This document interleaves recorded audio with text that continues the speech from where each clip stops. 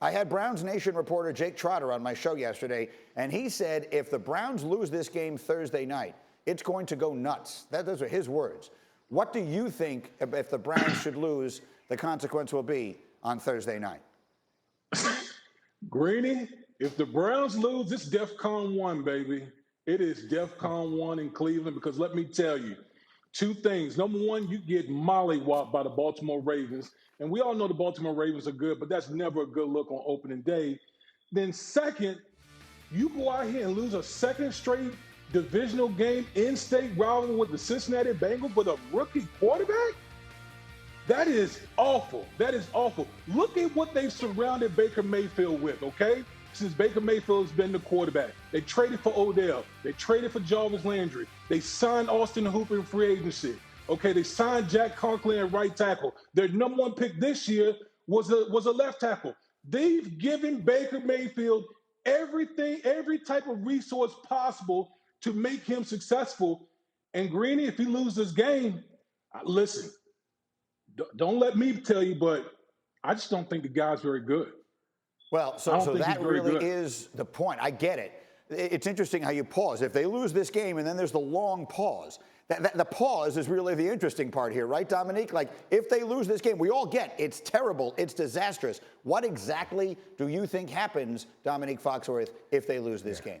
I mean, I think that obviously Baker's seat gets a lot hotter, and I think Baker's rookie year bought him some leadway to survive last season. But I'm not sure what people are going to point to give them encouragement if he has another bad week. And you look across to the other sideline, and Joe Burrow, a rookie, is potentially having a good game, and they lose. So I think it's bad not only for Baker's future, but for this team's future, because they have such a history of losing. And last year went so poorly. It doesn't take long for a couple bad games for a team to lose confidence in themselves and lose confidence in their coaching staff, lose confidence in their quarterback. The Browns culture is not something that you could just wipe away because you brought in a bunch of new players. That lingers. And if it is in the ambient air of that city with the fan base and everything, this season could go bad real fast. And I know we all know the Ravens are great, as D. Wood said, so we expected them to lose that game, but not like that. That was ugly. They got beat like they didn't deserve to be on the same field as the Ravens, and they need to have a big bounce-back week or this team could be in trouble.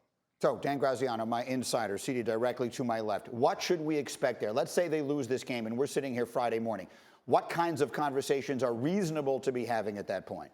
I think at that point you're talking about how important the rest of this year is for Baker Mayfield, right? How long they've got a new coaching staff there, right? Now they have said they believe in him, they want to go forward with him. But if you're the Browns, you have to get to the end of this year knowing about Baker Mayfield. You have his fifth-year option decision next spring that you have to make. So I think what happens at this point is the discussion about the Browns would become, how do we fix Baker Mayfield, or can we? And then if they were to continue to lose, again, hypothetically, we have them hypothetically 0-2 here. Right. If they were to continue to lose, then you talk about, do they, talk about maybe dismantling the crew around him that's gotten so much praise over the last couple of years on paper. And I know where you're going with that, and you don't want to say it because you don't want to make it seem like you're suggesting it's going to happen. But people will start talking about possibly trading Odell Beckham, right? That's out there a little bit in the ether already. At what point do you think that becomes something more than just a consideration? I mean, I don't want to limit it to Odell Beckham. They could be talking about trading Jarvis Landry. They could be talking about trading one of their great running backs, defensive players, that kind of thing. But look, going into this season, I know from talking to multiple people there that the Browns have no plans and no intention of trading Odell Beckham. They want to win with him. They think that he will be a benefit long-term to Baker Mayfield. Obviously, it is time to start seeing that on the field. Didn't see it last year. The hope was that it would get fixed. Nick, I have 20 seconds. Should they consider trading Odell Beckham?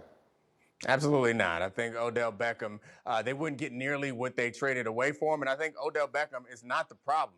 There are a lot of problems there, and Odell Beckham's want to compete and his ability to make plays, I don't think is the problem. But I do think this is a big test of the leaders on that team. It will be. If they don't come out this week with a win, it'll be a big test of the leaders of that team and the coach of that team and the culture that they're trying to build.